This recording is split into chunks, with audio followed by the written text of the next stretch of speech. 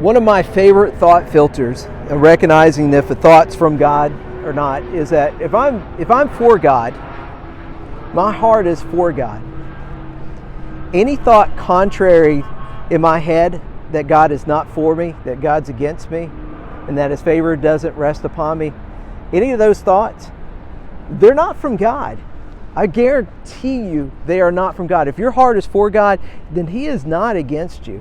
He is for you. His favor and His grace rest upon those who love Him and are called according to His purpose, who want to go and walk with Him. So please, beloved, if you ever, Anna, if you ever, or any of Anna's children, any of my friends and family, if you ever have a thought in your head that God is not for you, that He is against you, and that His favor doesn't rest upon you, cast it out, because that's not from God.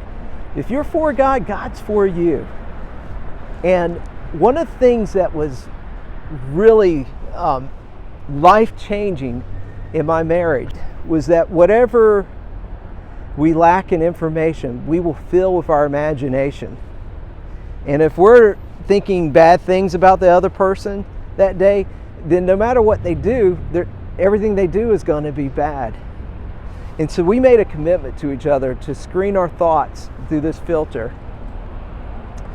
So every time I hear my wife say something in a tone that I don't like, or say something in a way that I didn't like it, I have to tell myself, and the same way for her too, is here's what I say: my wife is for me. She's not against me. Her favor and grace rest upon me. And then she does the same thing for me. That was a life-changing thought filter. And we have to absolutely apply that with our relationship with the Lord. Jesus put it this way: if your eye is filled with darkness, then everything you see is going to be dark. And that's true. That's true. Our perspective makes a difference on how we see things. So my encouragement to you, Anna, if you find a man that you absolutely love and you want to marry him, you guys both make a commitment to be for each other, not against each other, and to filter every thought through that process. And if an action does not line up with that process, that you actually go to that person and say, you know, tonight when you said this, it felt like you weren't for me and that you were against me. And I know that you are for me, and I know that you're not against me.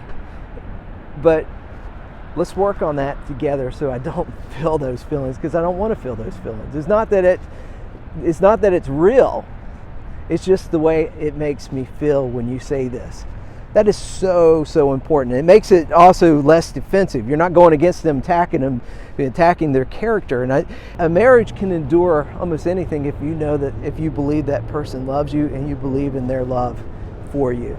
And if you don't believe in that love for you, even if that love is there, it will destroy your marriage if you don't believe in the love that the other person has for you.